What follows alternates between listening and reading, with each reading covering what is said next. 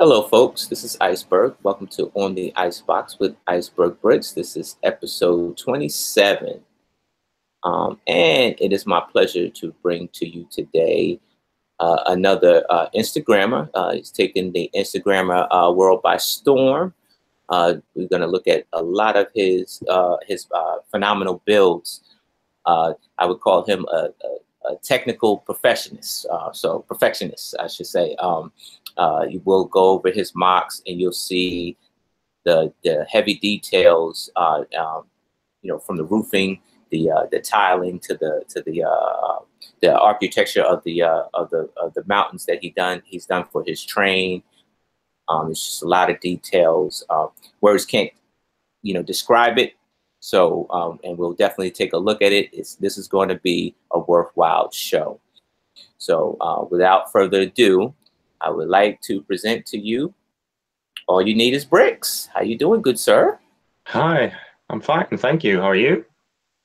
Good, good, good. So where in the world are you? Tell us, where are you, sir? Oh, I'm far away from you. I'm in Sweden, southern Sweden. Okay. So about How's six. life in Lego in Sweden? Tell us about life in Lego in Oh, Sweden. it's great. I think we're close to Denmark, so we really feel the vibes from there. No, I'm just kidding. There's a lot of Swedes playing with Lego or building with Lego. There's I don't know how many, but I think there's a pretty good share. Yeah. I would say so. Yeah. So how'd you tell us? What's the story with you and Lego? How'd you get into Lego?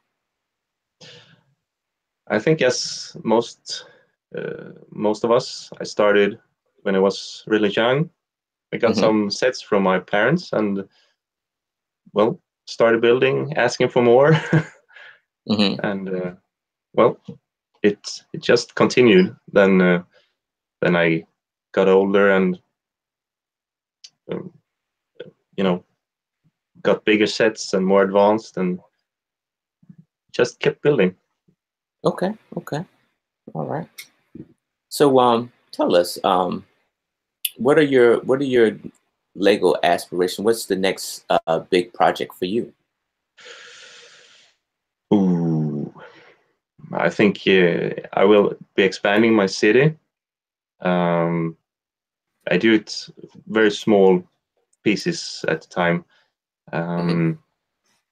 You'll probably see that later, but I prefer to build small parts and do a lot of details. It's like chiseling out a masterpiece. Right. Got you. I got you.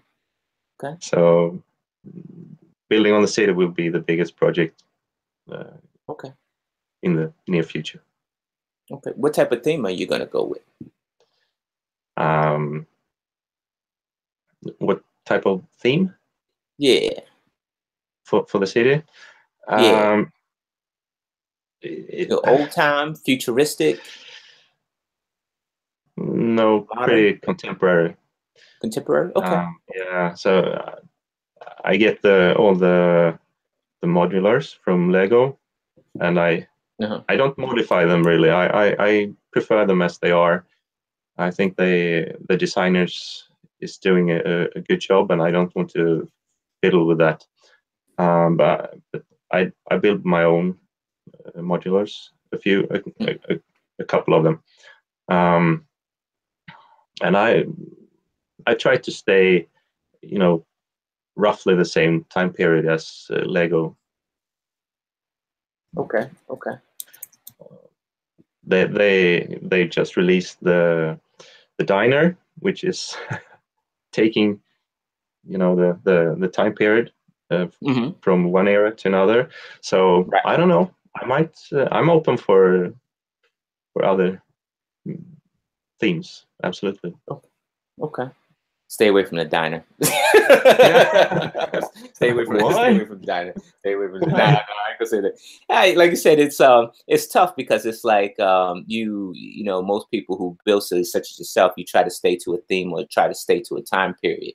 And then you have that one unicorn that just kind of messes up your timeline just a little bit. So, you know, it's a good build. It is. I talk trash on stuff a lot. I have an idea for it in my city, so hopefully it will work out. Okay. Yeah. I can tell you definitely, it'll definitely shine. You got to show me, because it'll definitely shine, because you are quite the brick artist. So you know, from what I've seen. So tell us what's unique about your building process. Tell us what's unique about, what separates you from the regular brick artists. Oh, I don't know. I don't know how they build. I've tried all different kinds of building techniques. I've designed in Lego Digital Designer first, and got all the pieces and started to build. And I've tried just opening my bins and build just from there. Then I find these pieces and do something with them. So I've tried everything, and I've enjoyed both ways. I think so. I don't really have a method. I shouldn't say that. Well, some people do, some people don't. You know, some folks like to, you know, some folks like to keep it secret, you know, top secret, and then show the surprise, you know. Yeah, I tried a new thing for my last modular, showing everything from the start and involving, you know, taking suggestions, and it kind of got out of hand in one with one small detail. yeah, you can't please everybody. You can't. No. Yeah. I was going to do a 15-minute build, a small detail, and it's not finished 3 weeks later. But it's been fun at the same time, really fun. Absolutely. Okay. I enjoy it. Yeah. So then that brings me to my next question, is that you do allow others to see your building process, and now you even took on to, you know, where you took the customer suggestion type of thing as well. So I mean, are you finding that easy, or you find that kind of difficult? Bringing others in and showing the process. Showing the process. Showing the process is no problem for me.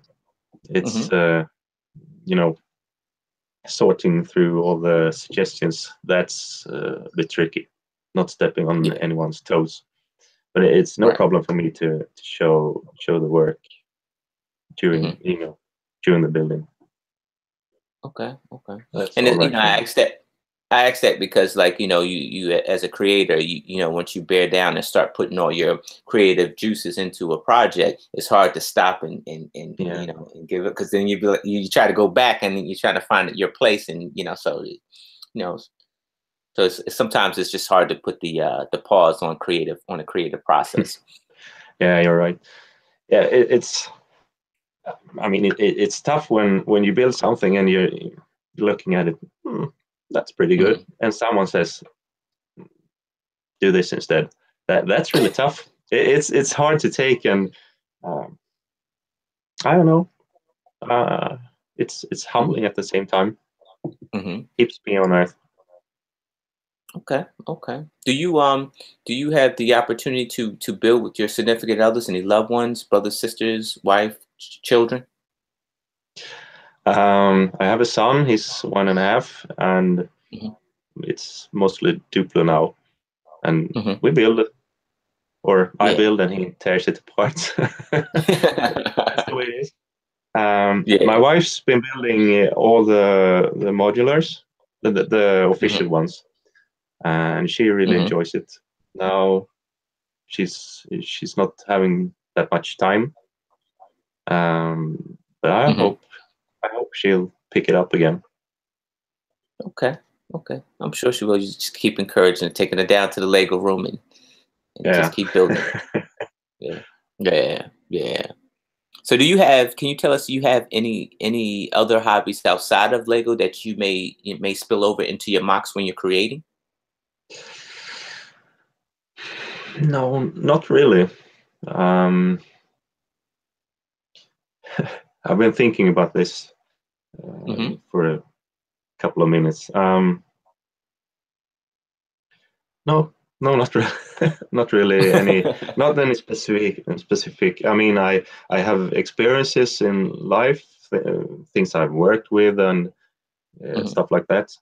And sure, that influences me. But I mean, I take inspiration from everything else. So that Okay. doesn't stop me. That I'm not having any other major hobbies. Okay. Okay. Saves money. It does. It saves money. Yeah, It does. That way you're not paying for two hobbies. You're just paying for one. yeah. And I picked the most expensive one. Right. Right. Yeah. Yeah. Possibly. Possibly. So is building Lego therapeutic for you, or is this just for kicks, just for fun? No, it's absolutely therapeutic. Hmm. It clears my head.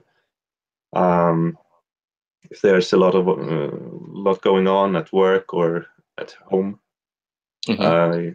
I can sit down for an hour or two and just forget everything else. So absolutely, it's therapy for me, and it's Okay. always been. It's good. Same for me too. Clears your head. Clears your head. It's a great Um, way.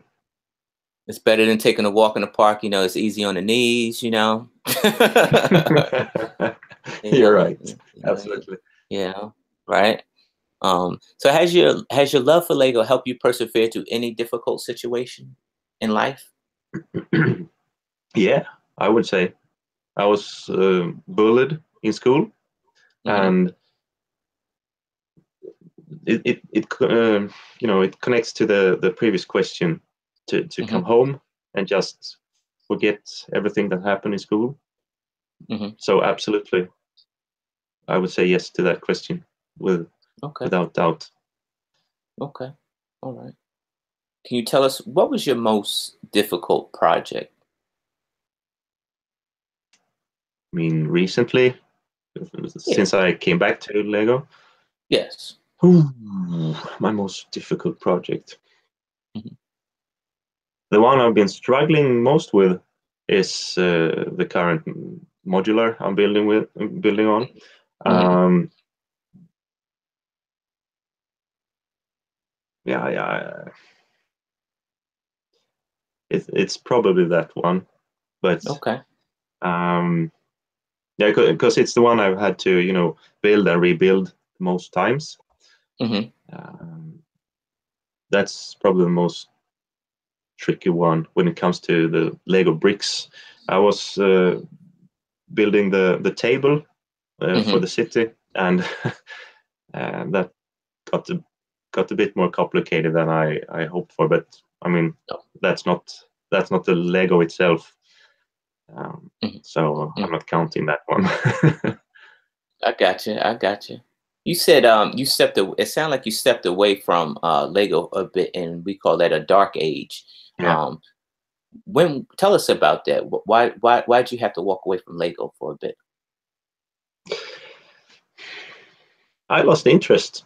I think it's that Hmm. easy. I was 17, 18. I was building Technic Lego for Hmm. the last 10 years or 5 years before that. Hmm. Um, and I just lost interest. Hmm. I don't know why, because I I enjoyed it for like 15 years almost playing with Lego, and Hmm. yeah, I don't know, other things became more important and more interesting.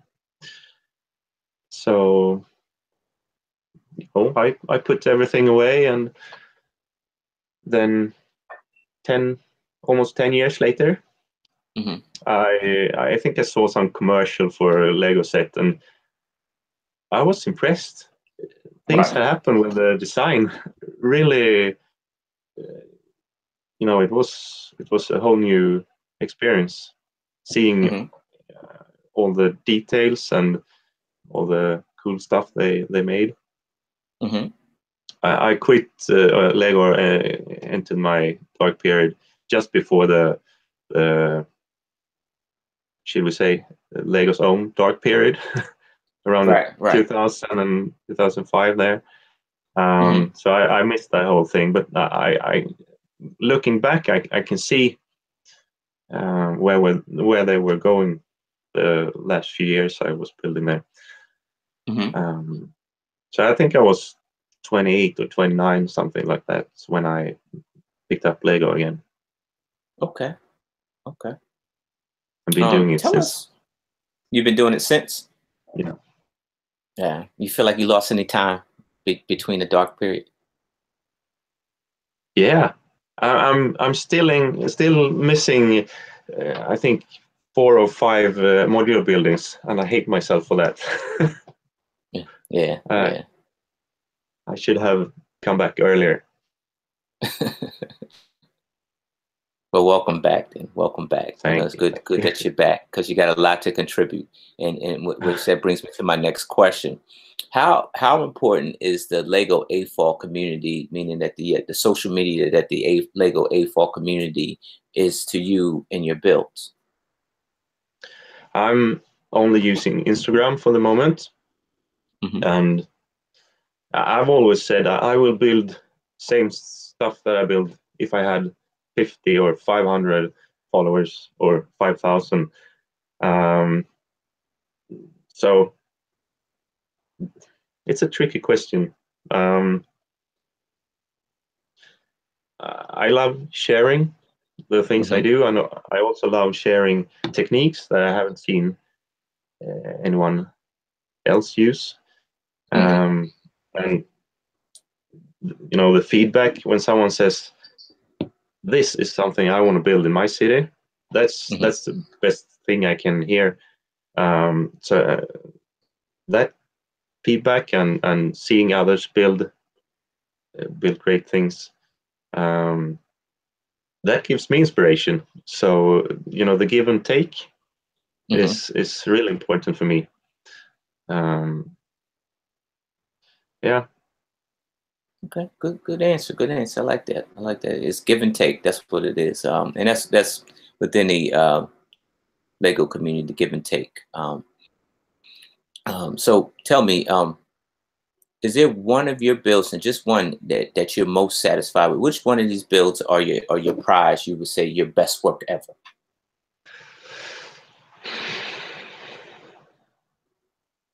I have a corner in my layout where the train tracks, one track goes down and one goes up, and I hadn't built any, you know, landscape. I hadn't done any landscaping before that, and it's, if I may say so myself, it turned out really good, and I think that's the part of my layout I'm most proud of. Okay. Surprisingly. What about that catches your eye, that you would say this is my best work ever?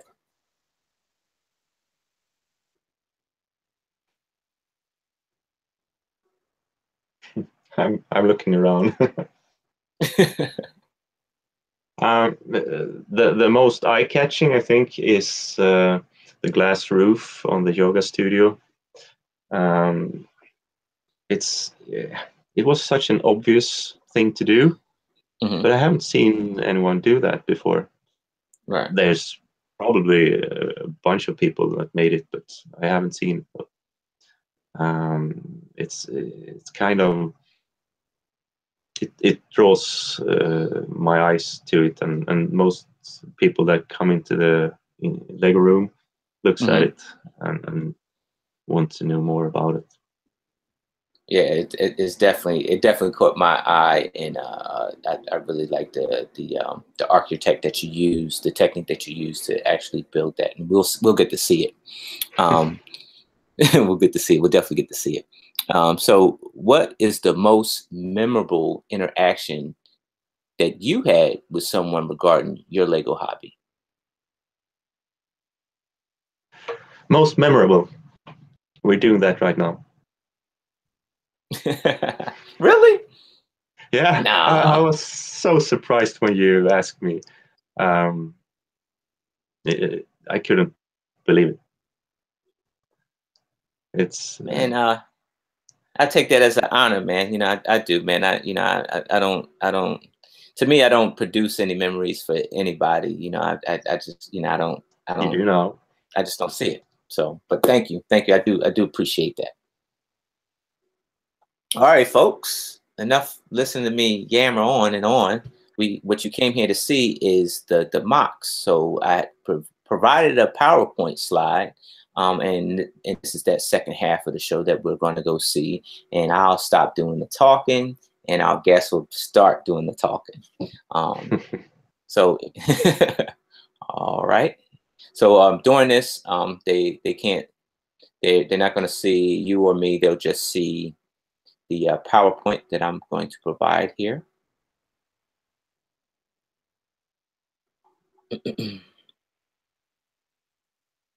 All right, if you're just tuning in, this is On the Icebox with Iceberg Bricks. Our guest tonight is All You Need Is Bricks. He's on Instagram. Check him out. If you're not following him, you need to follow him. Definitely good art, brickwork art, real. He's a real brick artist. Sculpting should be his medium. So, right. Thank you. All right. So, how'd you come up with your sig fig? Oh, I picked one in my box of minifigs. Okay. It's the baseball cap, actually. I always wore a red baseball cap a few years ago, so it became my my signum. You say that? Yeah, your little signature. Yeah, your little signature. Yeah. Okay. All right. And I didn't have another face with glasses at that time, so those safety glasses stuck with me. Stuck with you. I got you. Sometimes that happens. I actually got a friend. He's in the chat right now, and he hates the story. Well, he doesn't hate the story. He embraces it. So his sig fig is the nurse. It's the female nurse, and what he was trying to do is he was trying to have a doctor theme sig fig, and he let his children. He did the honorable thing, let his children get involved. He's a real family guy, and his daughter picked that sig fig. I mean the body, the torso. So he didn't realize it until somebody pointed it out and said, "Hey, you have a female body on your sig fig." But by then, so he's been a good sport of it, and he did the right thing. He gets his kids involved. So I mean that makes him. Shout out to MD Brick MD. Shout out to MD Brick MD. Shout out to that dude. So yeah, he's probably following you too. So yeah, definitely check him out. Awesome. All right, so this is the first mock you made. Yeah, you said on Instagram, you said this was the first mock you made, and this was the first picture you posted on Instagram. So tell me about, you're a guy with a lot of ambition. Tell me about this guy who made that before the guy I'm talking with, because the guy I'm talking with, yes, right now, at this point, this guy is just starting. So tell me about this guy. This guy was building with Lego and actually being almost ashamed of it. Okay. I was building, I had a little closet, I think 3 by 3 feet, and just doing small things. And one day I had this idea, or I don't remember if I saw a picture or something of a rock climber or someone exploring a cave, and it stuck with me, and I felt I really have to try to build this. And it was also because I wanted to experiment with building, as they say, snot, the stud snot on top. Hadn't done that before. So I started in Lego Digital Designer, LDD, and just playing around. And after a while, I thought, well, I just have to build this with real pieces, see if it looks as great as I hope it does. Right. You did a good job, man. Definitely. I mean, it looks like a real, a cavern. It looks like a real inside of a cave, man. And you got slopes going in different directions. It just doesn't look one dimensional at all. So you definitely hit the mark on this one. It was tricky to make, as you said, slopes going in all directions. I don't know. I think I made like 4 or 5 Bricklink orders just to get slopes. It felt like it was a never-ending story getting all those dark bluish gray slopes, but it turned out great. Yeah, looks great. Definitely looks great. And here's the outside of that. Yeah, I wanted to be able to look in and see, see how the light played with the vegetation. If I had redone this today, I would probably have used a lot more different colors, because as some of my friends pointed out, that it's too green. It's dark down there. You can't use green. Well, you can always change up things afterwards. Yeah, you gave yourself more light on the mock, is that way you can keep the green and just, you can see it more. That's a good adjustment. Yeah. All right, here we're looking, I guess, inside your city just a little bit, and you got which is under construction at this point. What vision you see that you were going in? Tell us what direction you was going in with your city. You mean when I took this picture or today? Yeah. When you took this picture. It must be pretty soon after I moved into this room. I hardly remember this picture. First of all, I had somewhat a plan for the city, but I didn't have the pieces, and it's the same thing today. I build all of the layout when I get pieces that I need for some part of the city. I start building there, so it's a lot of unfinished areas still. And the idea with the city was to have some kind of city center or square or something, where you could post a lot of minifigs, and then the buildings would just continue towards the back wall. And I have room. You can't see it on this picture, but to the left, along the back wall, there's room to expand, and that's more or less where I'm today. I'm starting to expand the tracks and the terrain, to the left there.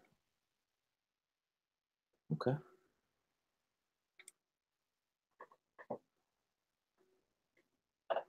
All right. Yeah. Tell us about this scene right here. I got this. I don't remember the name of it, but the set with the little tram, and I liked it, and I wanted to incorporate it in my city.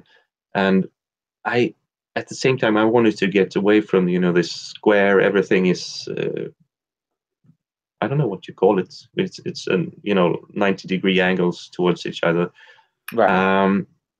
So I just experimented with putting this platform just a few degrees off, and it breaks up the monotony of this corner. So right, it definitely does. The design came from, you know, just an idea, trying something new, and it's often like that for me. Okay. All right. Tell us about your deli. The deli, or the Oeli, as some yeah, say. I see it now. Yeah. If anyone has a better way to use to make a D, just tell me. I'm all ears. Right. The thing with my city is that I'm using the standards that Lego use for their modular buildings when it comes to the sidewalks, and that means I don't get 3 full buildings in each, you know, city block. So I get I think it's 15 or 16 studs wide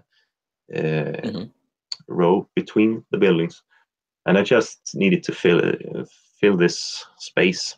So this side, I started to build a small shop, and it turned out to be the deli. Behind it, there's an there's an alleyway, and I'm thinking about perhaps removing the deli and just have an alleyway. Okay. We'll see. Okay. So you're this is what I like. You're incorporating your custom builds into your you know, the ones that you buy, the modulars that you buy, and so, you know, it kind of breaks up the regular city, you know, town scene by the store-bought modulars. Yeah, like I said, I enjoy the official modulars. I think they're great. They're well designed. I don't want to change them. I don't know why, but I think they're kind of perfect the way they are. But I also enjoy making my own buildings, so combining them is perfect for me, and it creates this kind of chaos you see here while I'm building. Right. I got you. So what's that corner? What's this corner piece that you're building? It's a I think it's a 3-story building with 2 small shops on the first floor, and an apartment on the middle floor, and the top floor is a yoga studio. My wife was doing a lot of yoga during that time, so that gave me the idea for this one. Okay. And I also wanted to try a thing I hadn't seen anyone do. It's the floor you see there below the staircase. It's a diagonal tile floor. Okay. It's hard to see now that the building is finished, but it turned out really great, I think. Yeah, it does. It gives it, you know, like you said, you break up the monotony. See, and one thing that that I noticed, I seen these pictures because I made the PowerPoint. But one thing that you specialize in is just the fine details. Like here, you had a record shop, and you made a record player. You made your own custom record player. Yeah. So and that's some of the things that you've done, even in your gym, and we'll look at that. Some of the sets that you made, like some of the extra details you just, you know, you made on your own. Yeah, that's what's fun for me, trying to add as many details as possible. I enjoy Lego. I also enjoy comic books. And there's what do you call them? He draws comics. Simple as that. Right. He's called Don Rosa. an American artist. He's been working for Disney, drawing Donald Duck and those stories. And he's just incredible. I've been reading his stories for 20 years, and I still find new details every time I look at those pages. And that's kind of the same thing I want to accomplish with my city. Every time someone looks at it, I want them to find new details. Okay. Almost like, like I guess it's like the never ending story. Like even here where you built the detective shop, the detective office, and you took on a role with Ace Brickman and the Woman in the Red, and you did a couple segments here with that module, and I think it's very, very, very innovative. So just tell us about it. I did this one in Swedish a few years ago. It was before I had my All You Need Is Bricks account. That was also just, let's have some fun with the buildings. So I started a story posting one picture and a small text each day. I didn't have a script or anything. I came up with the story while I was doing, creating the taking the pictures. So I had no idea what was going to happen to Ace and the Woman in Red. It was so much fun to do, and it was creative in another way than just building with the Lego bricks. Then I translated it and published it on my Instagram account on All You Need Is Bricks. But that was a while ago. Right.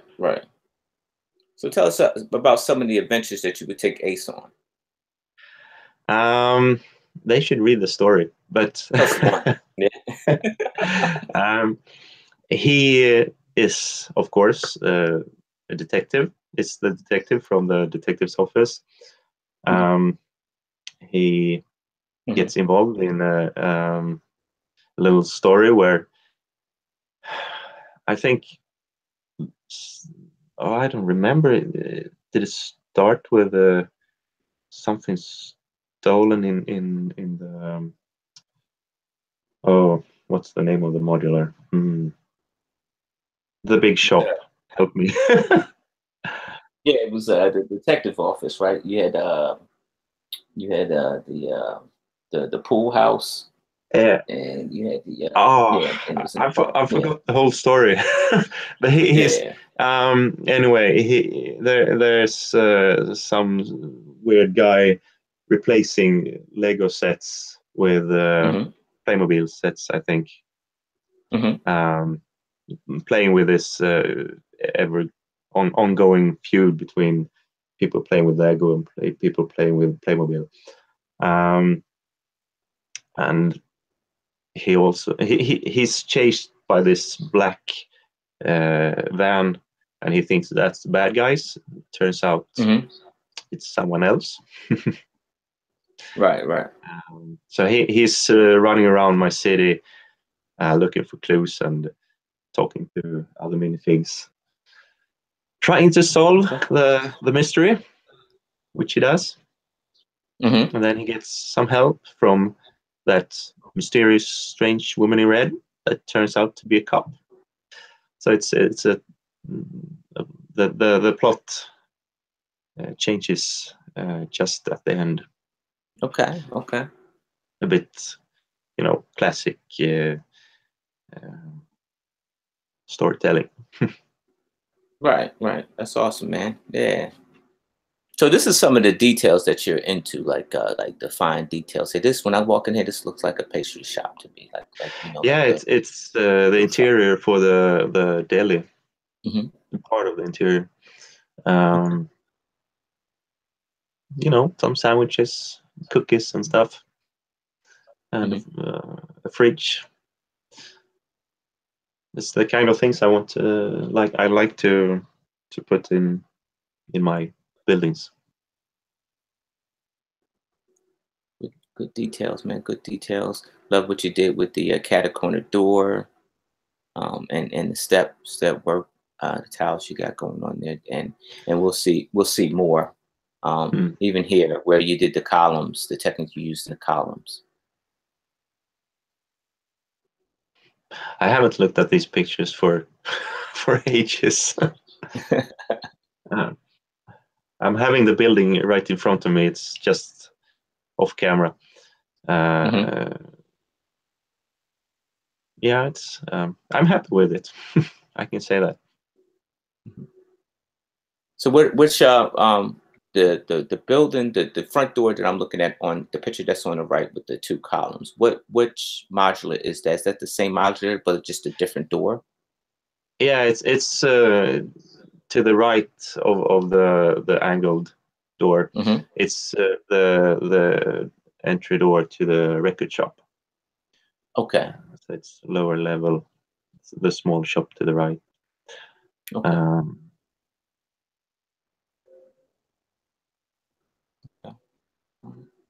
All right. This is that rooftop that you was talking about. Yeah. tell us the when I look at this thing, it looks very, very, very Gothic. It looks, very, very vintage. A lot of detail you have going on here, where you're incorporating the slopes with the round tiles, or the round studs, I should say. You even got the little bats on the edges there. Tell us the direction you were trying to create. Yeah, just like you said, Gothic. That's a good description. I had this this idea in my head of a concrete and cast iron monstrosity, and it I shouldn't say I started with the roof, but that's the idea that came to me first. I wanted to have this, dark and gloomy, like the building is just standing there, nothing can move it, nothing can destroy it feeling. So yeah, it looks a bit different when you see it in real life. The black it's hard to capture in a picture. It gets kind of flat, and just blurs together. So it's much more, life in the details when you see it in real life, especially the round studs just underneath the top of the roof. But yeah, just like you said, Gothic. That was what I was going for. Okay. Here's a closer look at that, folks. Like see, he's got the different slopes and even the cheese slopes incorporated with the round studs, and what a rooftop should really look like. I mean, you definitely captured the essence of a rooftop with this build here. Yeah, it's. I'm of course it's some of the design or similarities. There are similarities with other modulars, official modulars. But I mean, good ideas should be used and reused, I think. Yeah, absolutely. I mean, having a flat roof. Lego's done a couple of those, and I think they work. They work well. It's a good way to get the building. You get these high floors. The ceiling gets high without having to build it 2 feet.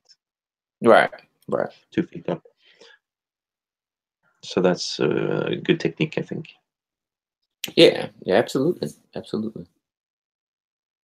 So here you are starting to encase your building, and all creations start with a good idea, and your idea was the rooftop first. Yeah, this is a good picture showing that the whole middle floor is just, it's held up with just in the corners. Yeah. I had a good idea how I wanted to make the upper floor and also the street level, but the middle floor was just a big question mark for me when I came to this point in the building process.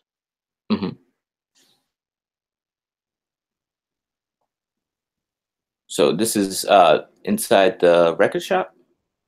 Yeah, that's right. You have the columns and the door just in the upper right corner.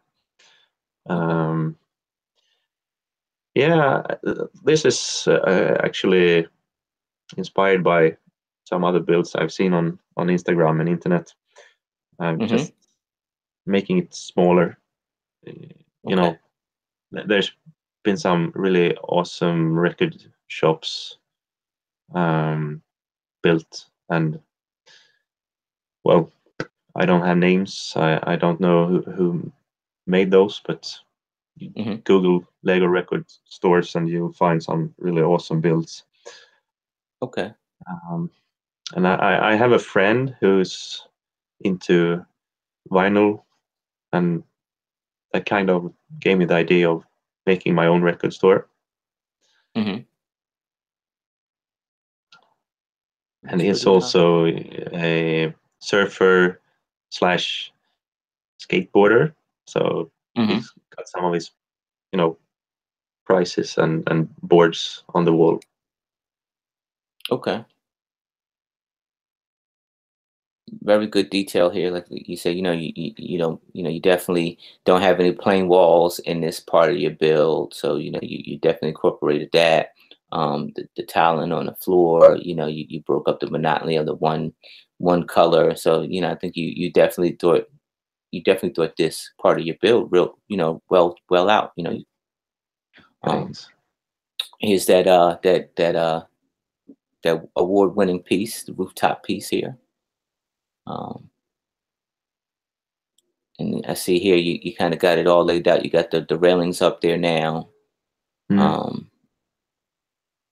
Looks like you reinforced the bottom just a bit more. Yeah. Looks good.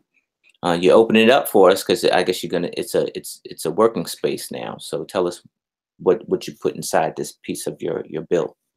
Yeah, I got the outside of the building done fairly quick, and the inside was just empty for a while. Yeah, as you see, it's a yoga studio, and one poor guy is late for class. So I found this perfect piece. It's I don't know the name of it, but it's a Technic piece. A connector you can it's hollow, and I just looked at it one day and this looks like a roll-up yoga mat. So he's in late and he's just starting to roll out his mat. I hadn't done the tiling here for the floor, and also I've just started on the walls or the glass walls towards the staircase. So, and it's open, as you said, it's opened up here. I don't know if you have a picture from that. Yeah, maybe you have. The two walls. Never mind. The two walls, that isn't having windows. I had plans for it, but it took, I don't know, 6 months, at least before I got to it. Okay. A rooftop yoga studio. That's awesome, man. That's the first time I've seen one. I was, thinking New York, some studio apartments turned into a yoga studio. Right. That's innovative, and you can go downtown New York City and run into something like that. But with building bricks and stuff like that, we don't think about those fine details. Sometimes we don't think about them. Mm-hmm. So, what part of this building? I think this is still the same building, right? Yeah, it is. It's the middle floor, the one that I had no idea what to do with. I changed the entire facade from the last picture from the outside there. A small apartment, bedroom, bathroom, kitchen, living room. I was running out of parts real quick here, so I had to be creative with walls, and instead of just doing plain blue walls, I had to start making patterns with different colored bricks and plates. And I see there's one piece missing on the bed sheet there. It took me I don't know 2-3 months before I got one. I didn't want to make an order with just one of those. Yeah, bricklaying orders are tricky, man. They're tricky, and it's a lot to play the waiting game. Playing the waiting game. Yeah. So you changed the facade, like you said, of the building here, and I like the way you did with the sidewalk and the chains and stuff. That's very innovative. I like that. I might have to steal that from you. Go ahead, just steal what you want. And then even like you got the rails on the side of the building. I think that's very detailed. You really thought this build over, and it really shows.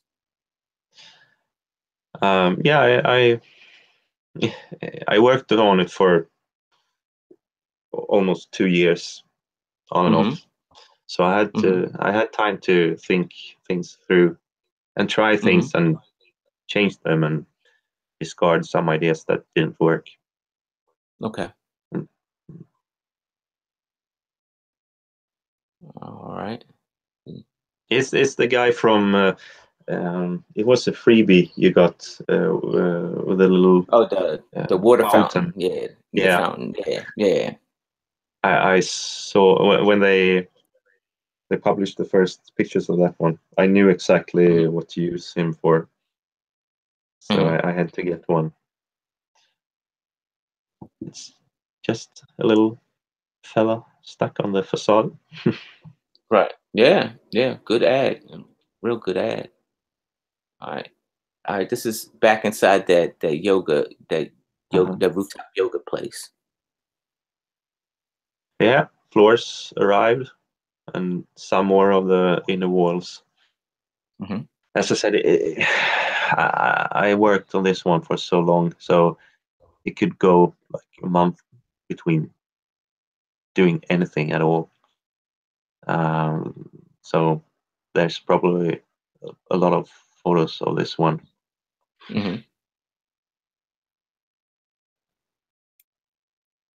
All right, looks like your city scene is evolving just a bit more now. Probably got a few more modulars, and I started on the square little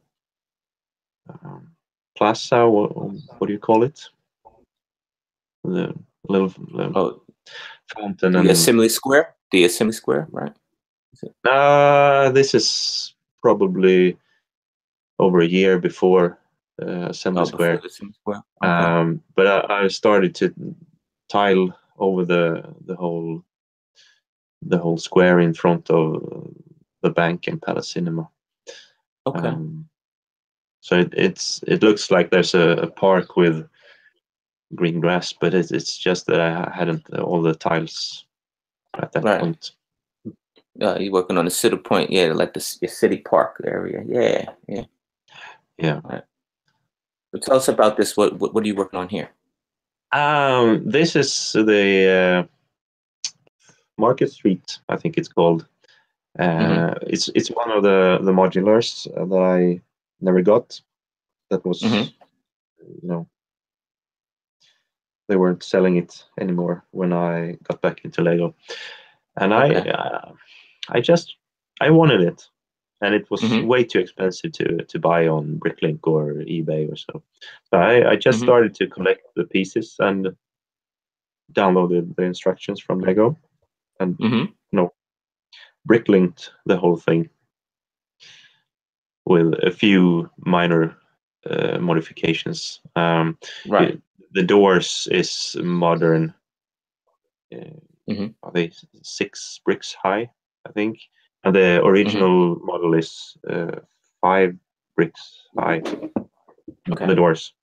I had to, and they cost a fortune. Those old 5 bricks high door. So I decided to modify the building and use modern doors instead. Okay. Okay. I think one door cost like $35-40. Yikes! What? Yeah. Jeez. So that wasn't an option for me. Right. Yeah. But Yeah. I understand that. It's not a it's not an original set anyway. So I took the liberty to change it. Just a little modification. Yeah. Yeah. The one on the right there. Right. That's there's a builder called Brick Princess. Okay. She used to make small vignettes like 8x8 or 16x16, and she was making one with this rough neighborhood. Just around the time when I was trying to figure out what to do with the part of my city that is up against the wall, and I couldn't figure out any good way to hide. I didn't want to just build a mountain or something, and then I saw her little vignette, and it was just perfect. So I decided to build my own little rough neighborhood with a few, small just facades. Because what is this? Three studs deep or something? Yeah. Just to hide the wall. So I think it's 3 or 4 of those. Yeah, there you have 2 of them. And it's what's amazing about this is that it's in the end it's it's just a facade, right? And so, but at the same time, it's just so much detail that you put up front that honestly, facade, you can get away with facades because you in modulars you don't look inside them anyway. And if you have a train, if you have a train town or a train that's running through your city, like you said, to hide the wall. This is perfect because it looks like actual modulars, but like and with all the detail that you got going on here, it's artwork. It was super fun to build this because you could use odd colors, you could use pieces that normally didn't fit anywhere.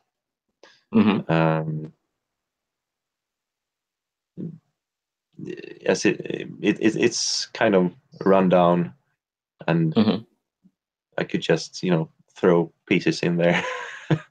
Yeah, and you know what I'm saying? It's working for this build because like you didn't put every brick away like some folks will put every brick on a stud like away.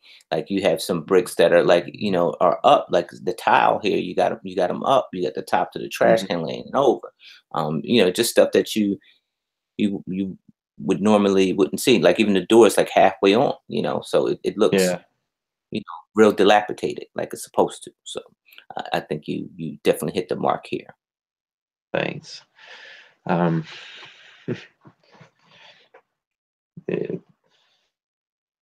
get embarrassed when people say nice things about my build. No embarrassment. You know, and no embarrassment. Now my guys know when we see garbage, we'll call it garbage. But when we see real stuff, you know, we'll compliment. You know, you know, and they get on me to say, hey, you know, Mel, that was real garbage. That you know, you got to do better than that. You know, they get on me.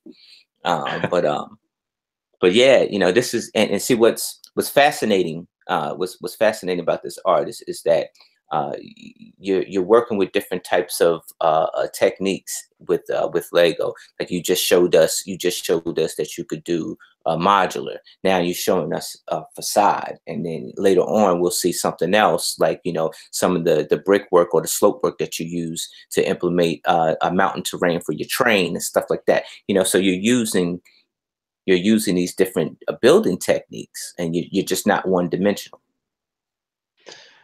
I like to try new things. That's something I've been doing all the time, I think. Mm-hmm. Sometimes it works, sometimes it doesn't work. Right. But it's right. cool to try new techniques, and you know, it makes me better for each build. Yeah, I agree with you, Chad Brick Hobby in the chat. He says that it's not garbage; it's excellent work. It is. It's definitely, and that's what kind of separates you from the regular builders. That, you know, the most detailed builder wins, because, you know, you want to see, you know, these are our towns, and so these are our these are our cities. So, you know, the more detailed that a town could look, the better. You know, and I see why you have the notoriety that you do, because you take the time to put in this work here. So well done, good sir, well done. Just like I was saying, the mountain terrain for your train here. So now you're taking us to another spectrum of the Lego builds here, and you're showing us some of the work that you're doing. So tell us the direction that you're building this track. You're building this terrain underneath this track. Tell us the direction that you're going. And the story with this is that I knew from the start that I wanted to have trains in my city. And I tried different layouts before starting to build the city, and it just took up so much space. I knew I have kind of a restricted space where I can build, and I had to, you know, really maximize every base plate. And I wanted to have a train that could run through the city, you know, on a loop. And I realized if I do that, you know, on the same level as the city, it would be like 5 buildings and the train running around it. So I came up with the idea to you know, build the city in 2 layers. So the track on the left here with the blue engine, it's going down. I think maybe 16, 17 centimeters to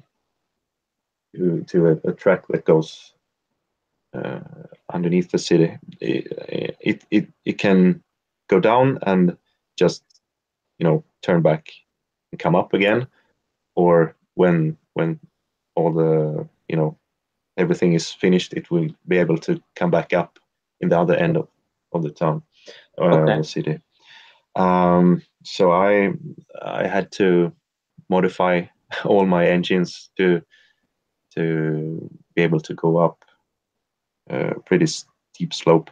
I think they usually say maximum 2 plates per track piece incline. And I'm using, I think it's 3 or 4. Yeah, it's 1 brick per track piece. Okay. So it's much steeper than normal. So the engines, they just start spin the wheels. They don't get traction. So I had to modify them. So they now they drive on all axles, and no problem. I can stop a full train in the incline and start again and continue up. Okay. So yeah, Duplo bricks in in the belly of the mountain, right, and then just covering up with slopes and plates. Right. Yeah, you definitely mastered the slopes, man. It looks like real terrain. It does. It really looks like real terrain. You got to break in the terrain with the grassy areas, and then more slopes. So it looks for real. Mm-hmm. Thanks. Yeah, I've seen some builders. They use light bluish gray, dark bluish gray, and black. And I've been debating back and forth. But I'm so far I'm sticking with just dark bluish gray. So I'm basically using dark bluish gray as rock and mountain, and light bluish gray as concrete. That's the philosophy. Yeah, I can see that. I could definitely see that.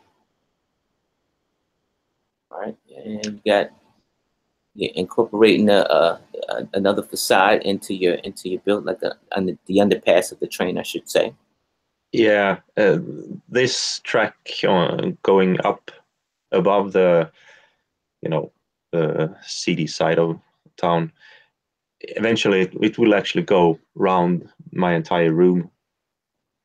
So it's kind of it's leaving the city here. Okay.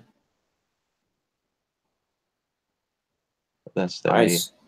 So from your starting point to your 500 follower on Instagram, any goosebumps yet? It's a long time ago. It feels, but it's not. Right. I honestly, really honestly, I had no idea that so many people would be interested in seeing what I build. When I hit 100, that was incredible for me. 500, I couldn't believe it. And now, I don't know. I think people are crazy following me. No, man. People just, you got people that like what you do and they can appreciate what you're doing. I remember talking to you. You were kind of taken back. It was like, I was kind of like you said. I was ashamed of this because, like in the real world, men shouldn't play with toys and et cetera, et cetera, et cetera, et cetera. Yeah. But this is more than that. This is definitely more than that. This is an art medium. This is not just they're toys. They're sold as toys, but this is an art medium. You're actually painting a canvas on that table, sir. And you have a lot of viewers that are appreciating the views that you're providing on Instagram. Yeah, I can't believe still that it interests so many. I know it does, and I'm super happy for everyone that follows me and comments and have ideas, and it's really fun to interact in that way. But it's easy to sit here and say I've never done this for the followers, but honestly, I would have done this even if I hadn't had Instagram. I believe it. I do.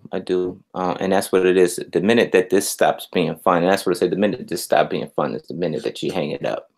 Never.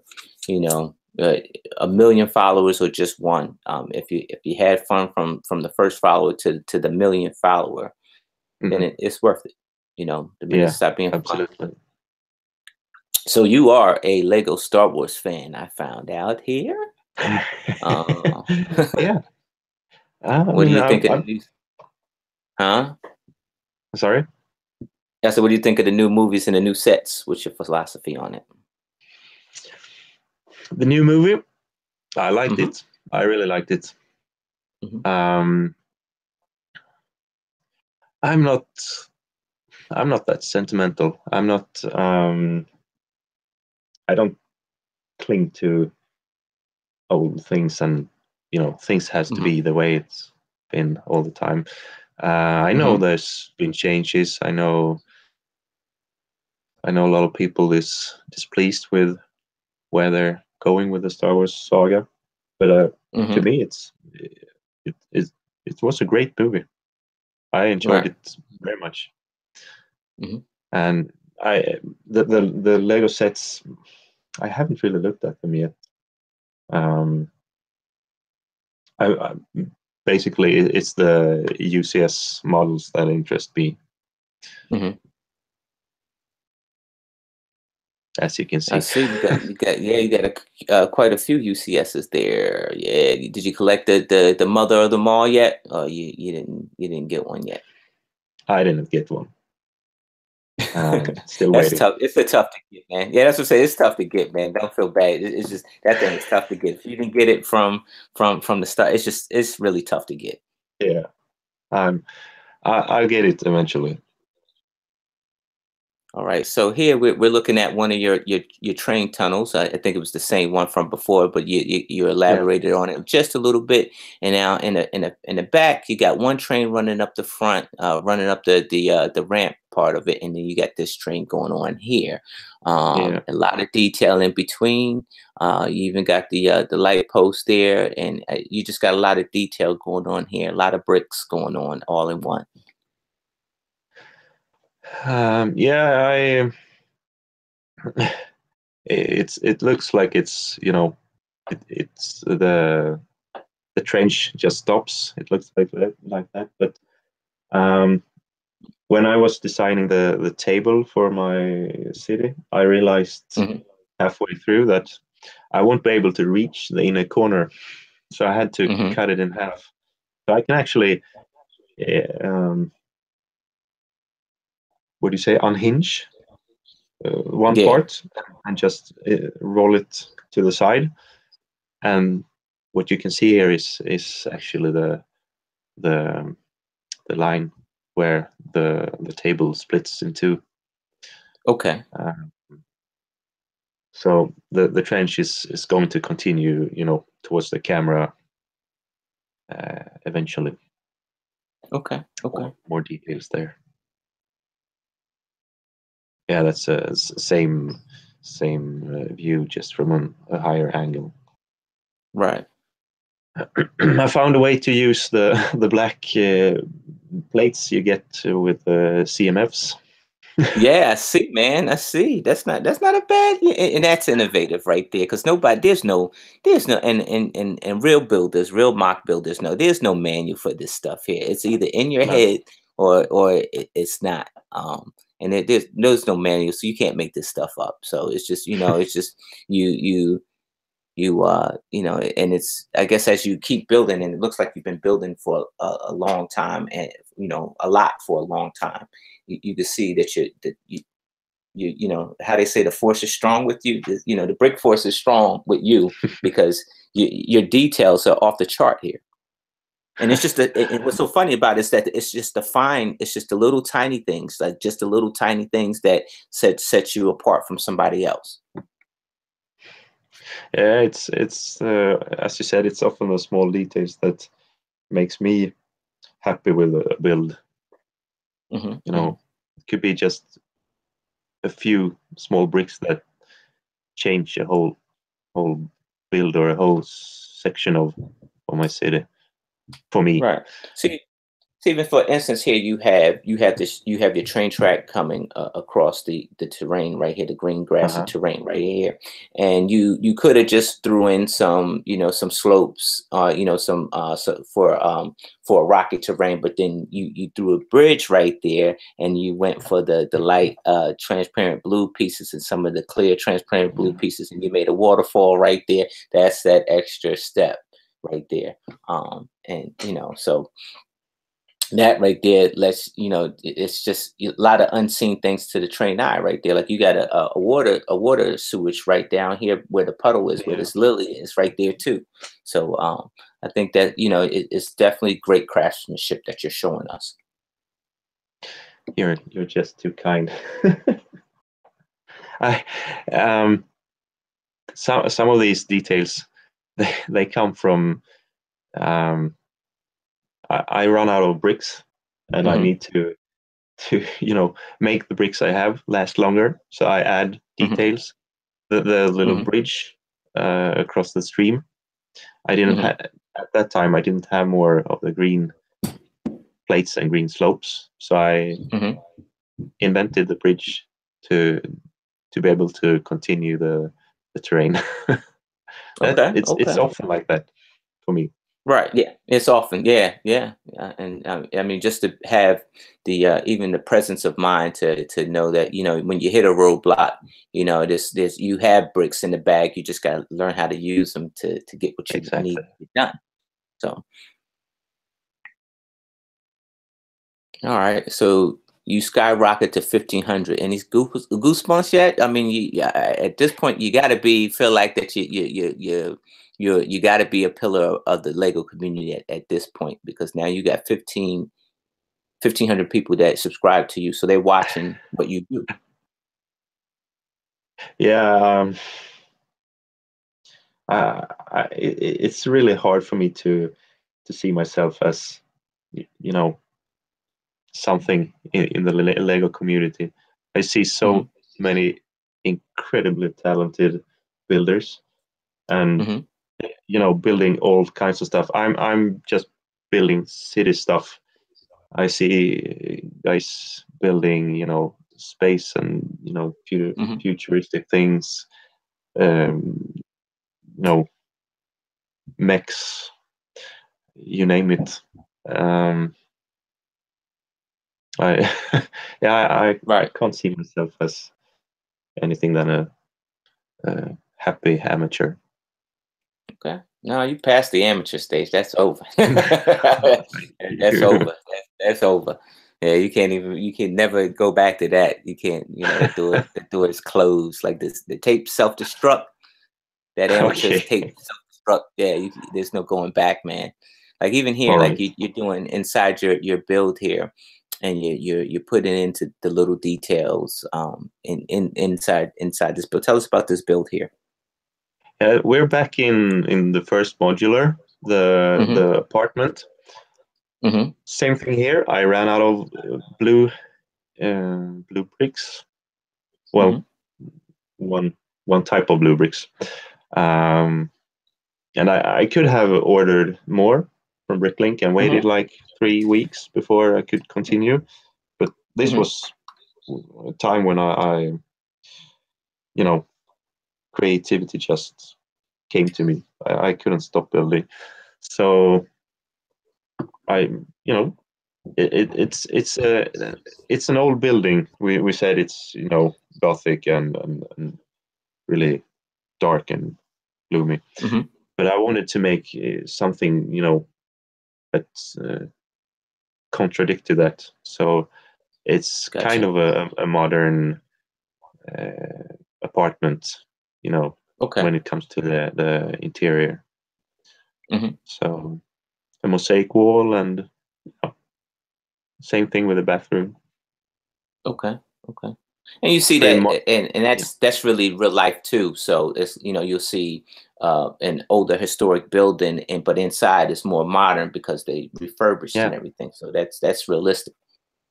Exactly.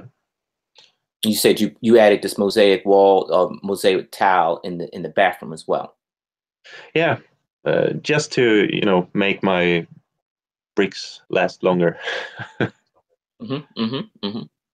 Maybe I shouldn't admit this. Maybe I should say it's pure design. Yeah, you gotta take credit for that, man. You gotta take credit for that. Yeah, it was coming along. This was after, I mean, I had paused this build for almost a year, and I started to build again. So the details and you know, the whole apartment came together pretty quick for me. Okay. Yeah, see, like this right here, even this section of the build you got here, you got a variety on the walls. You got some gray wall, you got some brown brick wall, you got some windows, and you got windows, you know, behind the windows here. So you got a variety, and then on the side there you got the blue mosaic. So that, I mean, it's not just one. It's not a plain Jane by far. No, it's not a plain Jane at all. It's, I mean, when you look at it like this, it's like it's going in all directions. But well, I mean, after this picture was taken, I've changed some of the walls maybe 2 or 3 or 4 times before I was finished with it. So yeah, it's a work in progress. Everything I do. Okay. Hey, you got a little guy there helping you, huh? Yeah. Yeah, that's my son. It's Jacob. Yeah. That's who I named the city after him. That's Jacobsburg. That's why it's called Jacobsburg. Awesome. There's also a part of Stockholm that's called Jakobsberg, Jacobsburg in English. That's right. So it's I'm playing with those names a little. Yeah. And also playing with this little guy. He's so much fun. I mean, today now it's Duplo, but I'm sure he will be a Lego fan in a short time here. Yeah, easy. Keep the influence. You know, that's how it lives on. Definitely keep the influence. So your numbers are climbing up, man. Your numbers are climbing up, man. And so you're getting the attention because you love the brick, and it shows in your builds. You know, by far you're not a lazy builder by far. So so I like this part right here, and that's why I put this in the PowerPoint here. Like here, it's what seems to be just a simple column.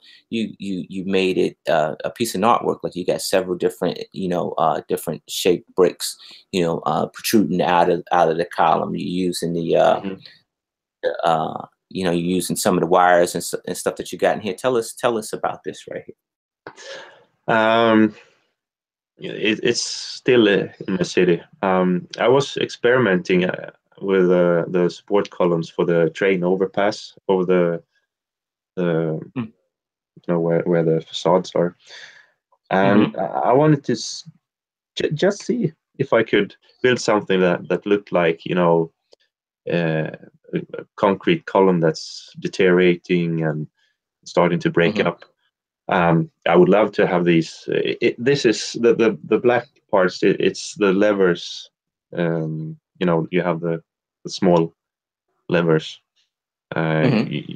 usually used, as control sticks in helicopters and stuff. So I just took the little black handles. I would love to have them in like dark brown or dark red or something to make them look rusty. But well, I got black ones, so I used them. So I'm trying to make it look like the rebar is sticking out from the concrete. Okay. That's the idea. Yeah, you nailed it, man. You nailed it. You did, man. That looks great, man. There it is again, folks. Looks realistic. I don't want to modify bricks. I could take something and cut them in pieces and make it look more real. But I want to keep the look of you should immediately see this is a Lego piece. but still see that this is what it's going for. That's the goal. And here's the I guess the full look of the you said the this was the mark that you Market made Street, that was the Market Street, yeah. It's right in the middle of the city. It sticks out a bit because I don't think this was the first modular they released, but it's early and not quite as detailed as the later ones, so it sticks out a bit. But I mean, buildings are different in real life. Buildings are from different periods, so I think it's a great piece to have in your city. Yeah, I like it. That honestly, I think I look past this a little bit, but I think your modifications kind of make me want to do it. Go back and try to see if I can add this to my collection. It won't look like that, but it won't look like that one. But this one is unique. The pieces, the way I built it, with more modern doors, it didn't get much more expensive than buying a new modular. So it's doable, absolutely. Yeah. Okay. And here comes the assembly square. Yeah, you got the integration of with your mock, and I'm calling your mock because you didn't store by the marketplace. You built it yourself. So now you have your mock integrated with the storyboard, which is the assembly square. And it flows. It flows. Let me see if I can run to the next. It flows like it should be there, just like that. It flows. Yeah. It flows. You know how you get certain pieces that just don't belong, or but it flows. This right here flows together. Absolutely, and it's one of the older modulars and one of the newest, and still they work together. So I mean, hats off to the one in the Lego group who came up with this idea with the modular buildings. Absolutely ingenious.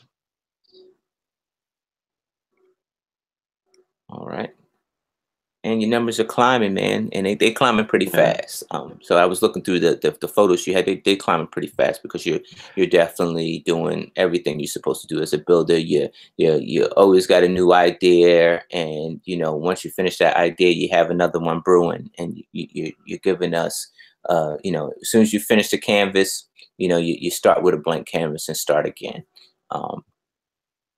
And so I can see why you have the success that you have.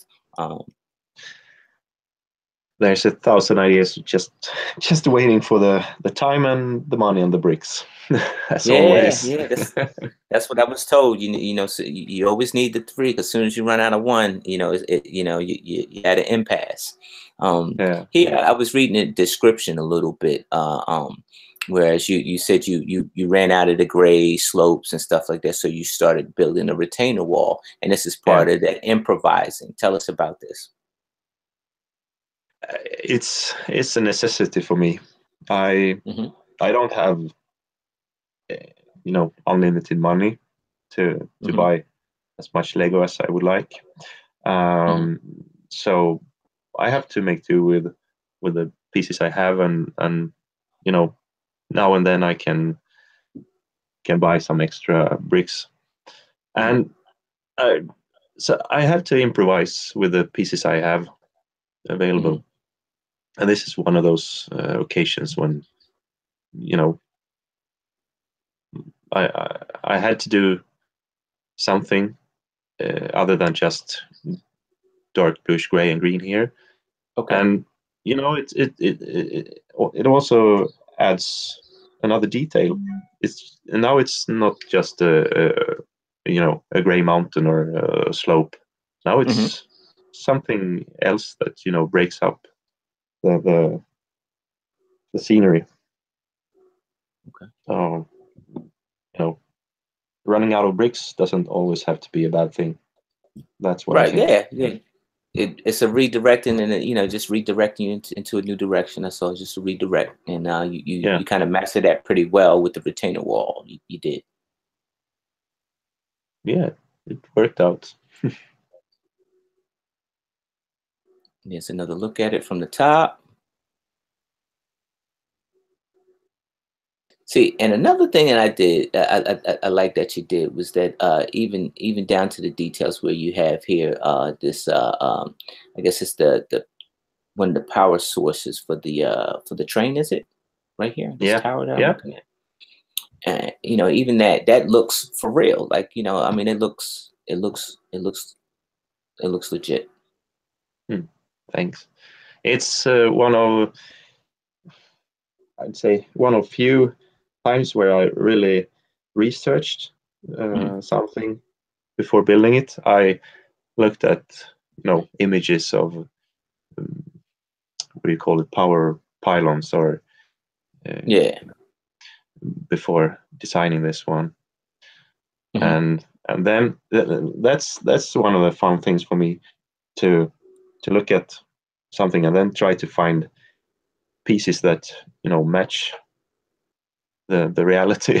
So the little black connectors or brackets or whatever they're called, in real life there is a black isolator between the pylon and the outriggers, and I mean, this piece just matched it perfect. Yeah, I agree. Much agreed, man. Much agreed. All right. And there's another look at the waterfall during your turn here, during the train track turn, and some of the detail there, how it's recessed within the mountain terrain you have here. Yeah, this was a pain. It looks like a pain. That's a lot of pieces on that track. Underneath that track, there's a lot of pieces. I see. Be careful, because arthritis sets in, and we in trouble in your fingers, man. Be careful. Yeah, that's a lot. That's a lot. All right, here again, you're showing some of the detail that you have here, and I was looking at. I definitely like that. And then you hit 3,500. Yeah. So this right here, this is what I like right here, and I see why you hit 3,500. So you are these pieces from the advent calendar, or these are pieces that you have in your stockpile? You mean the glass bubble, the glass dome? Yeah. They're brand new from IKEA. Okay. So I mean, I'm talking about the Lego that you have inside of the dome. This one is from I don't know, Fun at the Beach set, I think. Some of it. So folks, what he's doing is he's making his own Advent calendar through the seasons, right? So here he has the beach scene for, I guess it was summertime at the time. Yeah. All right. So and he comes up with a scene, and he puts it in this bubble here. So now you're in the fall. So he changes out the scene. So go ahead and tell us about it.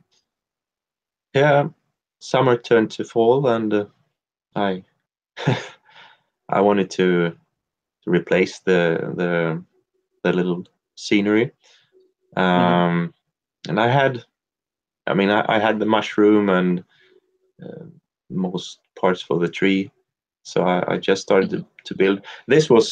I think this was the first time I made a brick built tree like that. I've done some where I just stuck these round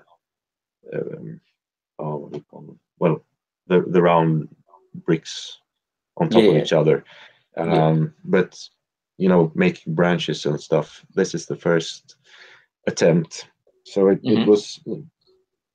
was an experiment for me, trying to do something, and it was also adding to this calendar. Okay. is a closer shot of the fall. Hey, I mean that's pretty awesome. So tell us about the pyramid that you got here. Fun pyramid, the fun pyramid. Yeah, this is the fun pyramid. Well, being a bit bored, being home with my son. He was sleeping, I think, at the time, and well, he has a big pile of Duplo, so why not use it? I couldn't sit in my Lego room while he was sleeping, so I played with his Lego instead. Just building a pyramid and putting some figs and stuff on top of it. Okay. Okay. I had no plan there. I didn't do this in Lego Digital Designer. Right. Just off the top of your head, freestyle. Yeah. Just freestyle. Freestyling. Yeah. Oh, right, this one.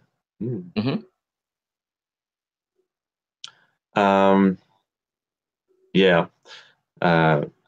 This was around Halloween, not last year, but the year before. And we don't really celebrate Halloween in Sweden, not in the way you do in America. We have a holiday about the same time. I think it's a week after or so, where we light candles on the graves, and just think about and remember those that has passed away recently or years ago. So it's pretty. It's really beautiful to walk past the cemetery and see, every grave is lit up with candles, and not so much monsters and candy, but Right. Yeah, we over here in the States, we kind of merchandise everything. So it's getting here as well. It's getting more and more for every year. And I mean, I don't mind it. It's fun for the kids, and I love candy, so by all means. Yeah, I made a little scene just for this picture. Okay. So I'm a fan. I'm a fan of all this detail that you got going on, man. You're showing me technique, and you're showing me stuff that I just haven't seen. This is my latest modular. Actually, it's just my second, but okay. It takes a while for me to build them. So I had an extra set, an extra brick bank. So I thought, why not use those parts and see what I can build? So I didn't have any plan at all for this building. I just started to build with the pieces I had. Okay. Building in all directions. All right. So tell us about this first floor. What is it? A Lego store you're making, like for the first floor? Yeah. This is when I came up with the idea or when I started to think about building another building. This one is a bit special for me because there is a guy called Mr. Chill. He ran a Lego store in Stockholm a couple of years ago, and he had to close it because wasn't making enough money to keep it open. He's this awesome guy that the community and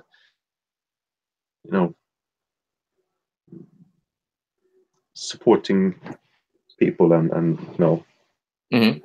making people having a good time and just making others look better. That was kind of his I shouldn't say his goal, but he always tries to help others. And Okay. I had I was lucky enough to visit his store once before he closed it, and the idea just stuck with me. I want to build his store. So you paid him some homage. Yeah, exactly. So the first floor of the building, that's his store. Okay. Not like, you know, a exact copy of it, but I think if you've been to his store and you see this, you will recognize it. I hope so. Oh, I believe it. I believe it. Down to every last detail. You know, I believe it. I do. Like what you did here. And this kind of drew me in too. And this is all off of brick bank pieces. Yeah. And this is very, very innovative here. Where you got the, I guess the cornerstone. This be the cornerstone building, but you got the centerpiece, catty corner. So I like that. I like that design. I do. Yeah, I haven't seen anyone do that before. Some probably have, but I haven't seen anyone. And also experimenting, trying some new things. I mean, you can only fail. just start over. That's my philosophy. So yeah, I wanted to see if I could make a round corner of those semicircle. Okay. So yeah, it worked. Yeah, it worked real well. It's great. Okay. So this is that same building, and you added another storefront to it, or another apartment into it, I should say. Tell us about this part of the modular. Yeah, it kind of went crazy here. This this side of the building will you know, be in an alleyway, and I just wanted to make something that, you know, so the walls wouldn't be just as flat as they would be without, you know, any decoration. So I was just going to make a sign. This was like 15 minutes work, and I didn't like it, so I made another sign. Okay. And you know, others didn't like that, so I made another one and another one. And the third floor here is a gym, and it's called ABS or abs. Again, playing with the words. And I can agree, it's a bit hard to see the B here. So I had to make a few attempts before I succeeded here. Okay. Right. Yeah. I mean, you definitely did it. Not only you made the gym, but you made the equipment inside the gym. Yeah. So here we take a look here, and this is a treadmill, folks. Real simple. Looks real simple, but well thought out. Yeah, I saw someone a couple of years ago using the Technic brick. Oh, I don't know the name for it, but it's the black ones that he's running on the belt. It makes the belt, you know, curve around the ends, and it looked much better than just using a tile or something. Gotcha. So, yeah, that's what I did there. All right. And a rowing machine, or what do you call it? Yeah, rowing machine. Yeah. Okay. Yeah. Yep.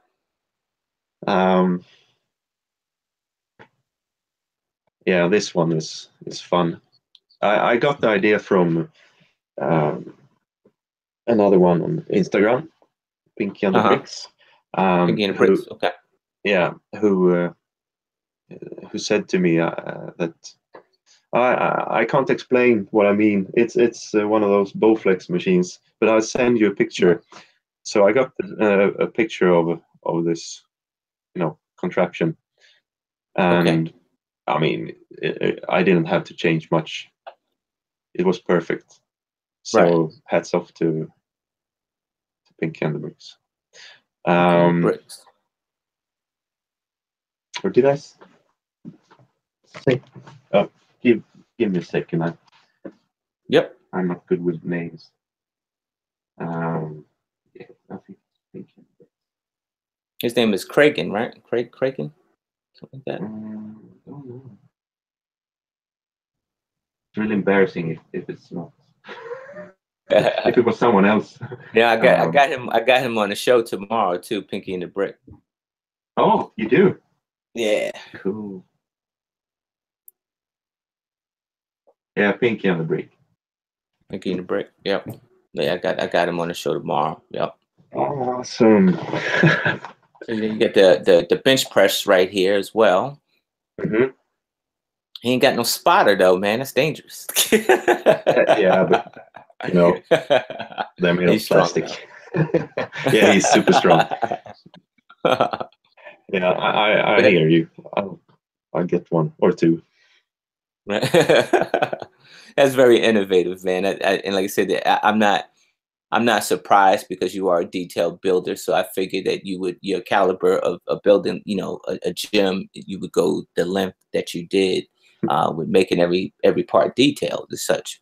And now I see that, like you said, you changed the look of the sign of the gym on the side there. It looks good. Looks good there. Looks good. All right, and here's some of that detail, folks. Yeah. I see why you have the followers you do. You really care about this adventure. And that's just what it is. And here's the detailed look of that roof as well.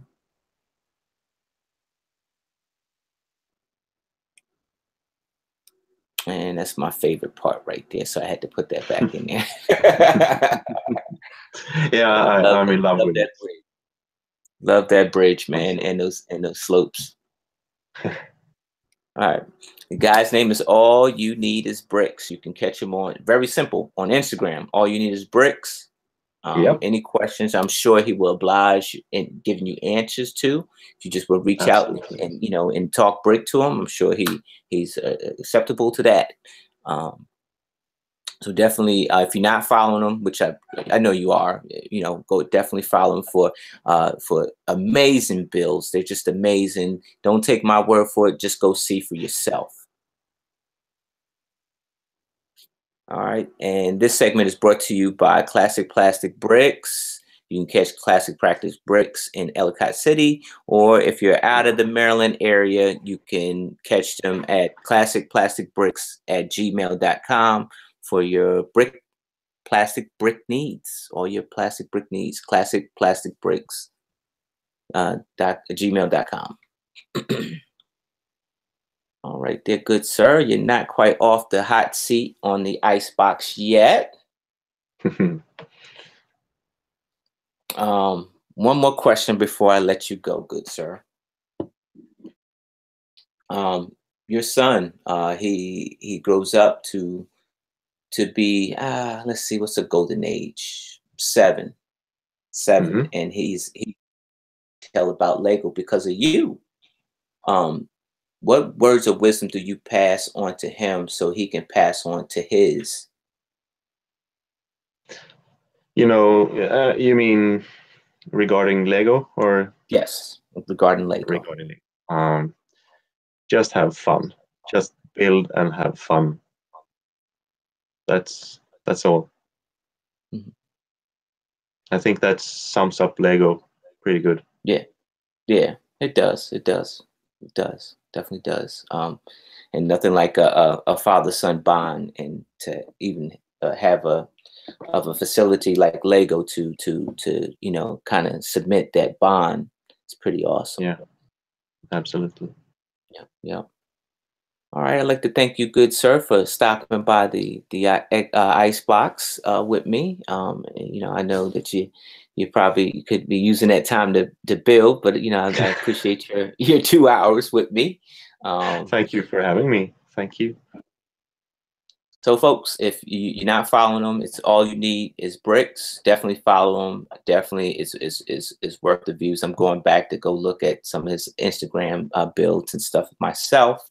So definitely go look at that. Tomorrow I'll be on the Icebox with Pinky and the Brick, 9 p.m. So definitely tune in there. Tune in to DMV Brick Bros show on Wednesdays at 9 o'clock on its own channel, DMV Brick Bros channel. All right, folks, I bid you love, peace, and Lego. Have a good night.